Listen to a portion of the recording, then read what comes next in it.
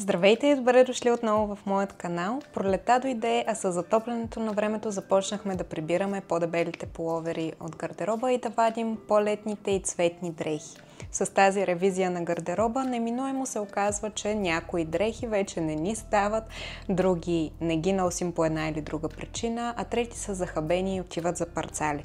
Но преди да хукнете към магазините за нови покупки, искам да ви подготвя, като ви покажа какви са тенденциите за този сезон и как може да ги внедрите в гардероба си. Така ще може да подберете неща, които хем ви допадат и ви отиват, но са и модерни.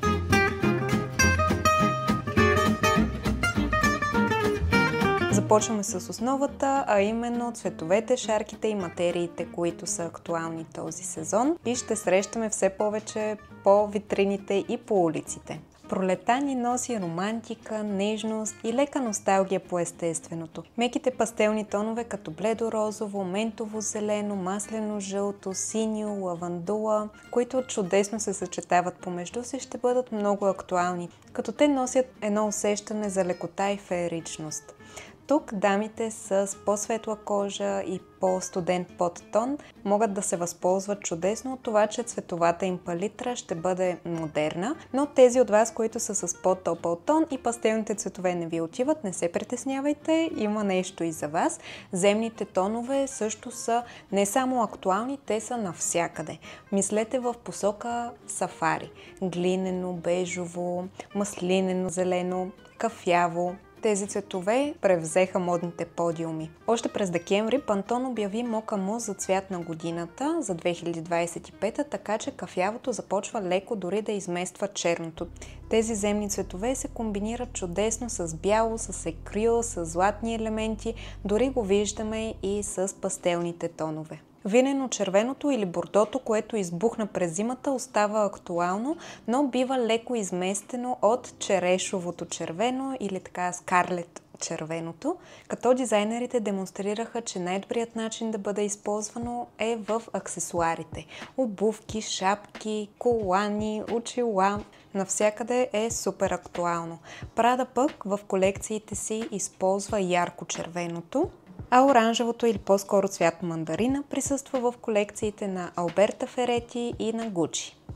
Карето и раето също не слизат от сцената. Обичайно карето е по-модерно през студените месеци, есен-зима, но сега го забелязваме доста в колекциите на дизайнерите и за по-топлите месеци. Дизайнерите залагат както на класическите моряшки линии, така и на по-завъртяните, като диагонални линии, смесват по-широки и по-тънки раета, за да създадат така динамичен ефект. Плетивата на една кука също са много актуални, като чудесно допълват моряшкия стил на раетата, златните копчета, морските аксесуари, които ще споменем малко по-късно. Също така наблюдаваме подчертана талия, диагонални асиметрични линии, както и етномотиви. Преминаваме към материите, като на първо място е велурът. Като тази материя е една идея по-чувствителна и лесно се наранява, но нека това да не ви притеснява, тъй като това ще придаде по-така винтидж визия на тоалета ви. Ако пък не сте фен на велура или ви идва над бюджета, може да заложите на рипсено кадифе, което много наподобява текстурата на велурът, но е по-бюджетен вариант. Не е изненада, че най-предпочитаните материи за този сезон са лен, памук, вискоза или осел, тъй като те са перфектни за топлите месеци, понеже са много дишащи, но в същия момент поддържат формата си и стоят доста елегантно. Ленът ще го виждаме в смес с вискоза, което ще го прави по-лесен за поддръжка и ще се мачка по-малко, което е супер. Прозрачните материи като тюл, органза, шифон, които се носят както самостоятелно, така и върху по-плътна основа, като идеята е да се придаде текстура. Попаднах на няколко визии, които са изцяло от прозрачна материя, което лично не бих ви препоръчала. Може да го използвате или в горната, или в долната част на тоалета си, за да не бъде прекалено вулгарно и пошло, като в горната част под един плътен потник, една прозрачна риза би бил прекрасен акцент, или върху бански, например. Металикът също се завръща за вечерните визии, като сребро, злато, бронз, не само при роклите, но и при сака, при чанти. Така че ако си търсите по-нестандартна вечерна визия и искате да избягате от малката черна рокля, може да заложите на металикът. И сега продължаваме с стиловете и силуетите, които са модерни този сезон, като започваме с оверсайз костюмите, които видяхме в колекциите на Yves Saint Laurent и на Gucci, в комбинация с вратовръзки и с официални панталони. След това имаме силно завръщане на бохо шика. Ефирни материи, резни, дантела, бродери, дълги поли характеризират този стил, който комбинира хипи естетиката с съвременните кройки. Като новият му прочит от дизайнерите е по-изчистен и елегантен, а не толкова фестивален, както сме го срещали преди. Chloe представя много интересни визии с балетни елементи и спортни акценти, заедно с бохо шика.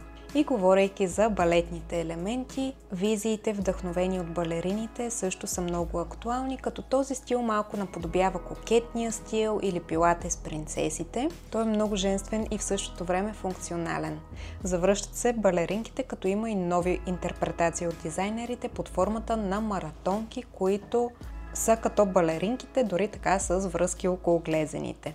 Но акцентите за този стил са точно тези връзки около глезените, тюлените поли, по-светлите и бледи тонове, както и топ или жилетка тип прегърниме. Също така започнаха да набират популярност и късите панталонки, които са така с ластик в края на крачолите, които са вдъхновени от 19 век, като момичетата започнаха да ги носят под къси рокли или поли, вместо тези типичните къси панталонки, които са safety shorts, за да не им се виждат дупетата, като тези панталонки са много по-момичешки и кокетни, защото са с кадрички, с панделки и така на пластове, което придава тази момичешка невинност на визията. Също и карго панталоните се връщат на мода, като особено популярни са тези в маслено-зелен цвят, което си е класиката. Дънките с подгънати крачоли, които заляха пазара миналият сезон, те са чудесен начин, ако искате да акцентирате върху обувките си. Също така виждаме дънки с ръб отпред, който наподобява ръба на класически панталон, което според мен е доста стилен акцент и много ми харесва. За по-спортните дами завръщат се скъсаните дънки, но не прекалено скъсаните, с леки детайли накъсвания тук-там. Така че ви съветвам да не се хвърляте на прекалено скъсаните, а да изберете малко по-стилен вариант. А версията на любимите ни скини дънки остават дънките с прав крачол, но леко втален. Като идеята е да не ни стоят като клин по тялото, а да бъдат по-така прибрани с по-слим силует. Завръща се и цветът индиго при дънките, който беше позабравен последно време, но сега го виждаме все по-често от модните инфлуенсъри, както и от дизайнерите. Преминаваме към по-интересните тенденции в дънковите материи, като ще започнем с дънковите шлифери, но такива дълги шлифери, които съчетани с по-базов тоалет биха били чудесен акцент и ще предадат една по-артистична визия на тоалета ви. Следващата тенденция, към която аз съм малко така със смесени чувства, са така наречените джортс или дънкови шорти, които се носят с ниска талия, много широк силует, така с колан, за да може да не ви паднат дънките, но в съчетание с втален топ или блуза, който да балансира малко фигурата, придава една ретро, непринудена и бунтарска визия. Якетата, които завладяха подиумите, са тези тип бомбър, оверсайз бомбари с връзки отдолу или ласти, които да подчертаят талията. Якета от промазана материя, такава водонепромокаема материя, особено дъждобраните и ветровките. Преминаваме към чанти, обувки и аксесуари, като ще започнем от чантите. На първо място е медицинската докторска чанта или също така се среща като боулинг чантата. Тя е такава с къси дръжки в ето такава форма. На второ място е чантата тип багета, която е по-мъничка, продълговата чанта и си отива с почти всякаква визия. Също така чантите от велур, както споменахме, велурът е много актуална материя за този сезон, така че чантите от велур, особено ако са кафяви, са много добър избор за този сезон. Относно силуетите, са модерни по-меки силуети, отпуснати такива, а не така твърда материя и структурирани чанти. Наблюдава се и ръст в чантите от текстил, плетени на една кука или от рециклирани материи. А сега за обувки. Adidas Gazelle остават актуални, но се наблюдава, че при маратонките тенденцията е те да стават все по-прибрани и по-ниски, като все по-голяма популярност набират Puma Speedcat и Adidas Tokyo като визия, като структура на маратонката. За разлика от тях обаче, при сандалите се наблюдава точно обратното, а именно по-обемни и дебели платформи, малко стил 2000-та година. Дори Сабото се връща на мода, на платформа, на ток или като чехли тип Бъркенсток, всичко важи. За по-елегантните дами, обувките, които са модерни, са балеринките тип Mary Jane. Това са тези с каишките отпред.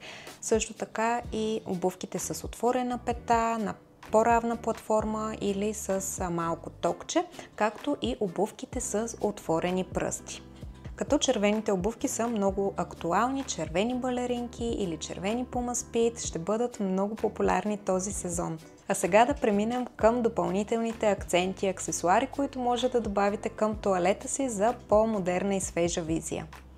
За връщане правят класическите часовници с металната каишка, като изместват леко спортните часовници, смарт часовниците. Също така големите метални колани или с голяма катарама, съчетани с дълга пола или една бохо-рокля, се забелязват доста тази година.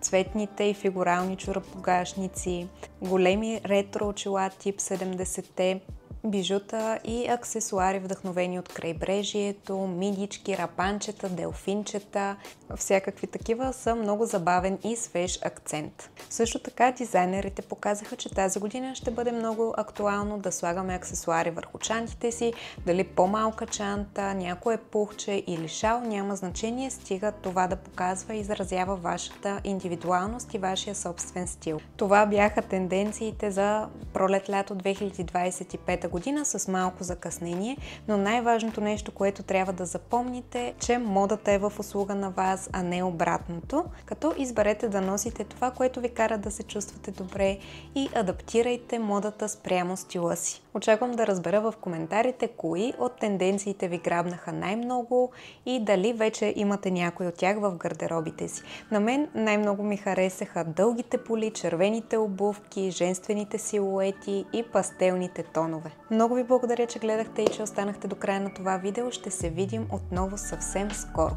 Чао!